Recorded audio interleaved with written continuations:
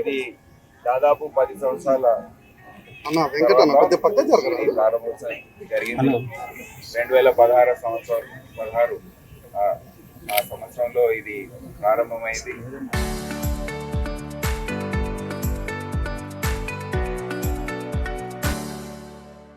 కానీ నిధుల కొరత వల్ల అది ఆగిపోయిన సందర్భంలో ఇక్కడ ఎస్పీ రోహిత్ రాజు గారు కృషి చేసి సింగరేణి వారి సహాయంతో ఈ భవనం పూర్తి చేశారు. దాని నిర్మాణం చాలా సంతోషంగా ఉంది. ఒక కొత్త నూతనమైన పోలీస్ స్టేషన్ ఇక్కడ రావడం ప్రజలకు సేవలు అందించే విధంగా, ఇంకా మెరుగైన సేవలు అందించే విధంగా ఇక్కడ ఒక సౌకర్యంగా ఉంటుంది. ఈరోజు ఎంపీ బలరాం నాయక్ గారు, ఎమ్మెల్యే వెంకటేశ్వర్ గారు, ఎస్పీ రోహిత్ రాజు గారు, కలెక్టర్ అంకిత్ గారు, రాహుల్ వీళ్ళందరూ ఆఫీసర్స్ అందరూ కూడా ఇక్కడ ఉన్నారు. ప్రజల సహాయంతో ఇది పూర్తయింది కనుక మా పోలీస్ ఆఫీసర్స్కి ఒకటే విజ్ఞప్తి చేస్తున్నాను. ప్రజలకు మంచి సేవలు అందించే విధంగా దానికి అనుగుణంగా విధులు నిర్వర్తించాలి, మంచి సేవలు అందించాలి. ప్రజల రక్షణ, వాళ్ళ ప్రాణాలకు, వాళ్ళ ఆస్తులకు, ఇతర సేవలు ఏవైతే ఉన్నాయో అవి పోలీస్ పరంగా శాంతి భద్రతను కాపాడే విధంగా అందరూ కూడా పనిచేయాలని ఇక్కడ SHO నాగబాబు వారి సిబ్బంది అందరు కూడా నేను కోరుతున్నాను. ఈ మధ్య కాలంలో మేము అన్ని రివ్యూస్ చేసుకొని నేరాల సంఖ్య మళ్ళీ దానిపైన అదుపు చేయడం, సమాజంలో ఉన్న anti social elements, rowdy elements వారిపైన కఠినంగా వ్యవహరించడం, మరి మా డిపార్ట్మెంట్ పరంగా ఏదైతే కార్యక్రమాలు మేము చేపట్టాలో సాంకేతిక పరిజ్ఞానం, ఆర్టిఫిషియల్ ఇంటెలిజెన్స్ వాడుకునే విధంగా ఈ రోజుల్లో ఏదైతే పరిజ్ఞానం మా దగ్గర అవసరమో దాని అన్నింటినీ కూడా వాడుకొని ప్రజలకు ఇంకా మెరుగైన సేవలు అందించే విధంగా కార్యాచరణ రూపొందించుకోవాలని వారందరినీ కోరడం జరిగింది.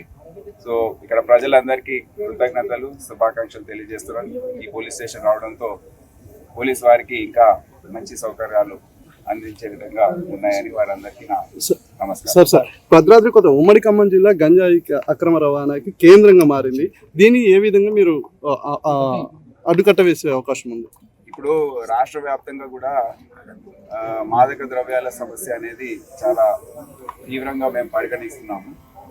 ఇది మన సమాజాన్నే పూర్తిగా వినాశనం చేసే పరిస్థితుల్లో వచ్చింది కనుక ముందు వచ్చే తరంని కాపాడుకునే విధంగా ఒక కార్యాచరణ అనేది రూపొందించి దీనిపైన కఠినంగా వ్యవహరించబోతున్నాము. ఇప్పటికే ఈగిల్ లాంటి సంస్థని ఏర్పాటు చేసి జిల్లాల ఎస్పీలు, సిపిలు అందరూ కూడా ప్రతి ఒక్క హోంగార్డ్ దగ్గర నుండి డీజీపీ వరకు ఈ డ్రగ్స్ పైన ఒక పోరాటం లాంటిది చేయకపోతే మనందరికి కూడా సమాజంలో ప్రతి ఒక్కరికి కూడా చాలా కఠినంగా ఉంటుందని మనం అందరికి తెలుసు.